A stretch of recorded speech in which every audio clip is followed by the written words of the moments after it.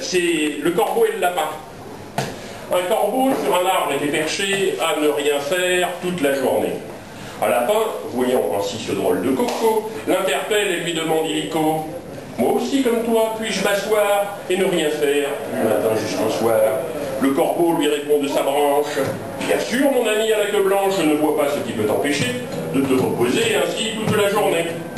Blanc lapin s'assoit alors par terre et sur l'arbre reste à ne rien faire.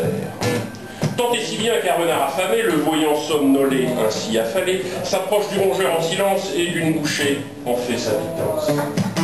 Moralité: pour rester assis à ne rien branler, il vaut mieux être très haut placé.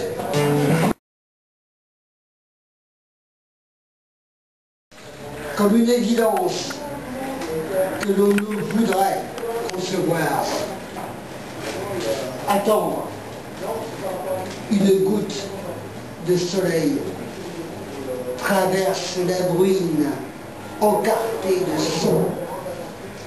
Un roulement, tonnerre, qu'est-ce clair, ramasse les marches non gravies de fenêtres et lampadaires.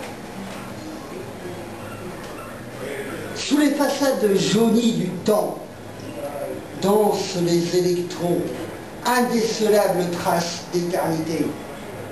Un spot visualise la bétonnière des pensées. Cherchant en vain ce phare, étant une île vierge, une ombre sur la berge de tes matins blafards, le bruit des nuits de transe, l'odyssée de débauche, me dessina l'ébauche du pont de recouvrance. Offrande à Saint-Mathieu, une bastos t'avait peint, ma vie en cinéma, comme toujours sentencieux, t'a fait rentre chez toi. Il pleuvait sur la plage, tu rates le reportage, télé sur Dalida. Ne fais pas l'ironie, je vais être celui qui brûlerait comme la glace, mourir à votre place. Dans le désert du rien, sacrifié au scandale, moi la mienne, elle avale, me disait un certain. En regardant la place, laissée par les amis, passée à l'ennemi, à 20 ans j'étais las. Où les mecs yeux et plongent, moi je rongeais mon frein dans un sombre cafard. Leurs valises débordaient de fringues de couleur, pendant que moi je récoltais les vieilles frustes de ma sœur. Fallait pas être malin pour savoir que demain je resterai glandé dans ce quartier de Clampin. Je chaussais mes vieilles pompes et avec toute l'ardeur de mes jeunes 15 ans, j'avalerais sans peur des kilos de macadam pour pouvoir m'étaler sur des rochers crasseux ou plus coltards dégueulés. Je m'arrangeais chaque jour pour avoir un bronzage qui débordait bien sûr de mon vieux jean pourrave. Je portais des lunettes achetées à Monoprix. N'est pas vedette qui veut, il faut y mettre le prix. Mine de rien, j'ai capté que j'étais un peu poète et je faisais valser mes vers dans les guinguettes. C'était ma revanche à moi d'avoir pas eu le pot de surfer sur les vagues en baie de Monte-Carlo. Poétesse d'un jour dans un quartier qu'on dit malfamé, au milieu des grillades, des griots et des apéros, un dimanche après-midi, après 15-0, j'ai atterri à Saint-Malo. Tam-tam crachant de feu, acrobates et théâtreux, au milieu de ce cirque, mon âme lyrique s'est mise à slammer. Sur des planches de bois posées sur les pavés, entre buées de crêpes et chantilly gonfrettes, pour un coup à boire, j'ai slamé jusqu'au soir. Sans prétention, j'ai slamé sur tous les tons.